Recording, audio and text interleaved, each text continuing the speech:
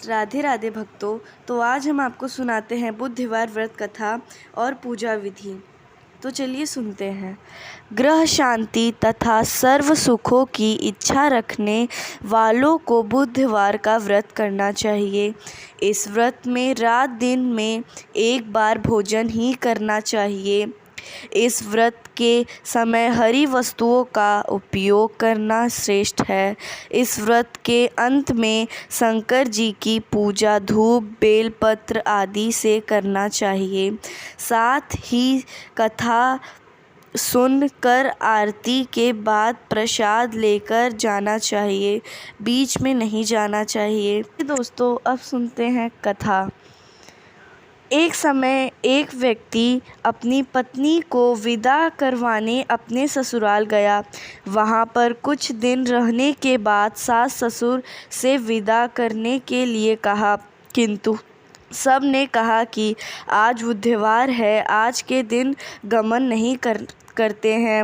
वह व्यक्ति किसी प्रकार न माना और हठधर्मी करके बुधवार के दिन ही पत्नी को विदा कराकर अपने नगर को चल पड़ा।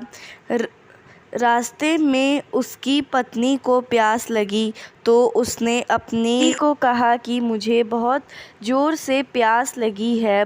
तब वह व्यक्ति लोटा लेकर रथ से उतरकर जल लेने चला गया। जैसे ही वह पत्नी के निकट आया तो वह यह देखकर आश्चर्य से चकित रह गया कि अपनी ही जैसी सूरत तथा वैसी ही वेशभूषा में वह व्यक्ति उसकी पत्नी के पास रथ में बैठा हुआ है। उसने क्रोध से कहा कि तू कौन है जो मेरी पत्नी के निकट बैठा हुआ है। दूसरा व्यक्ति बोला, यह मेरी पत्नी है, मैं अभी अभी ससुराल से विदा कराकर ला रहा हूँ। वह दोनों व्यक्ति झगड़ने लगे। तभी राज्य के सिपाही आकर लौटे वाले व्यक्ति को पकड़ने लगे। स्त्री से पूछा, तुम्हारा असली पति कौन सा है? तब स्त्री शांत ही रही, क्योंकि दोनों एक जैसे। वह किसे अपना पति कहे? वह व्यक्ति ईश्वर से प्रार्थना करता हुआ बोला, हे परमेश्वर, यह क्या लीला है कि सच्चा झूठा बन रहा है। तभी आकाशवाणी हुई कि मूर्ख, आज बुधवार के दिन तुझे गमन नहीं करना था, तूने किसी की बात नहीं मानी।